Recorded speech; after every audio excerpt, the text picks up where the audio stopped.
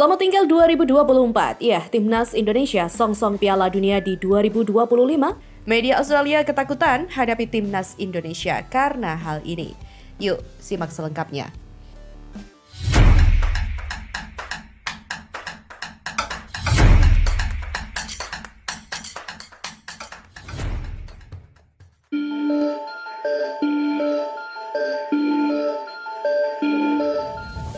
Perjalanan Timnas Indonesia di 2024 ini memang penuh dinamika. Namun di balik kegagalan muncul harapan baru dengan hadirnya pemain-pemain naturalisasi yang siap untuk membantu tim Garuda terlebih tinggi.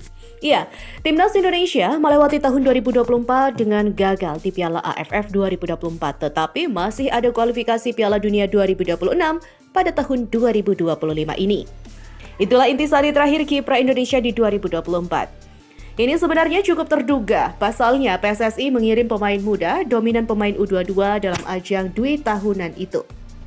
Namun status ini tak dianggap buruk, paradigmanya sudah bergeser. Kini persepsi yang muncul adalah terpenting Indonesia lolos ke Piala Asia dan ke fase ketiga kualifikasi Piala Dunia. Bahkan kini ada semacam kepercayaan diri. Indonesia akan lolos ke Piala Dunia untuk pertama kalinya.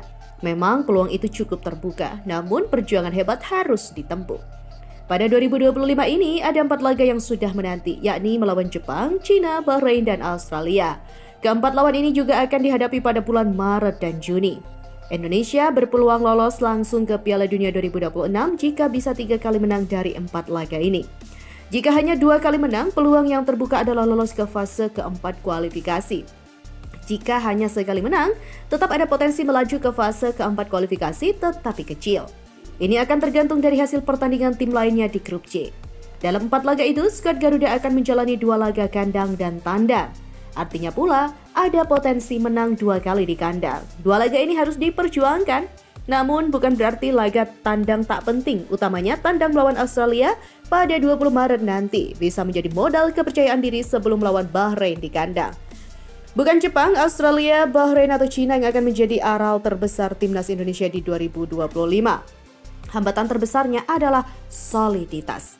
Setidaknya ada 3 unsur besar terkait Timnas sepanjang 2024. Yang pertama, soal kompetensi Shin Tae-yong. Kedua, terkait kekompakan di dalam tim. Dan ketiga, konsistensi dari PSSI.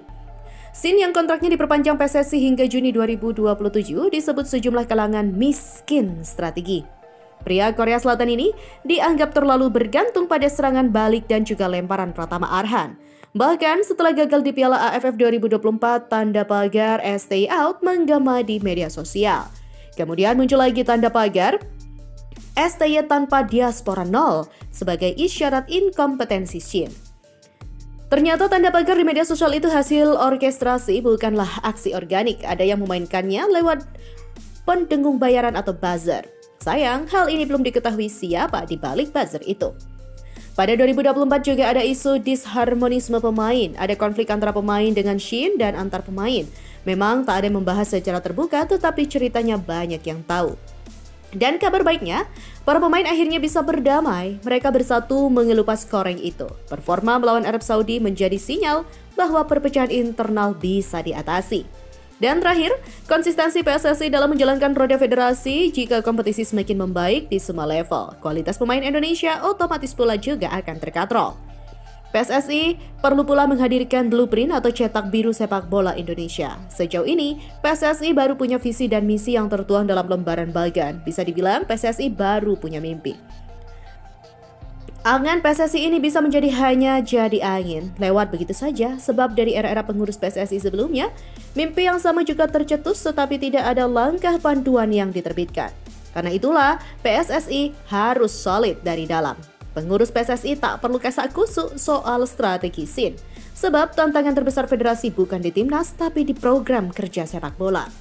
Tahun 2024 dengan segala dinamika yang terjadi kiranya jadi pelajaran bagi pengurus PSSI. Banyak tugas menanti PSSI di 2025 seperti Liga Putri, Usia Muda, Wasit, dan Asosiasi Provinsi. Timnas Indonesia di kualifikasi Piala Dunia 2026 tak perlu direcoki, cukup fasilitasi saja. Sebab kompetensi, pelatih, dan harmonisme pemain bisa diracik selama tak ada intervensi dari eksternal. Selain itu, media Australia News ketakutan menghadapi timnas Indonesia di kualifikasi Piala Dunia 2026 zona Asia putaran ketiga. Mereka gemetar karena bek handalan Harry Souttar absen karena cedera. Souttar cedera tendon Achilles saat membela Sheffield United kontra Burnley dalam lanjutan Liga 2 Inggris 2024-2025. Akibatnya, bek tangguh Australia itu diperkirakan harus menepi sangat lama, yakni 12 bulan. Itu artinya Souttar tidak akan memperkuat Australia di 4 laga sisa grup C babak ketiga kualifikasi Piala Dunia 2026 zona Asia ini. Paling dekat, Socceroos bakal menjamu timnas Indonesia pada 20 Maret 2025. Media Australia News yaitu ketar-ketir absennya bek berpostur jangkung itu akan menjadi malapetaka ketika menghadapi skuad Garuda. Sebab Socceroos terancam gagal lolos otomatis jika kalah dari timnas Indonesia, mengingat persaingan ketat yang ada di grup C saat ini. Dalam artikelnya dikutip Rabu 1 Januari 2025, News menuliskan ini menjadi pukulan besar bagi Socceroos yang dilatih Tony Popovic menjelang pertandingan kualifikasi Piala Dunia melawan Indonesia di Sydney pada Maret mendatang. Setelah hasil mengecewakan berupa 1 kali imbang dan 1 kekalahan melawan Bahrain dalam babak kualifikasi ini, Australia kini berada dalam posisi yang sulit. Mereka tidak hanya terancam gagal lolos otomatis, tapi juga beresiko tidak lolos ke Piala Dunia sama sekali jika kalah dari Indonesia. Australia masih menyisakan 4 laga yang berat. Selain melawan timnas Indonesia, mereka masih akan menantang China, Arab Saudi, dan Jepang. Meski duduk di urutan 2 dengan koleksi 7 poin, posisinya masih sangat mudah untuk digeser.